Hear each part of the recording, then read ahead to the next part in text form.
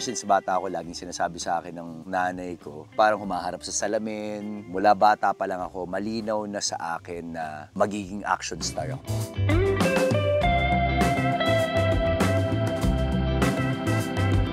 Kailangan mong mahalin yung craft para magtagal ka sa ganitong klaseng industriya because in this industry, it's not easy. And I guess yun yung parang naging mantra ko in life. I always want to push myself to my limits and to be the best version of myself.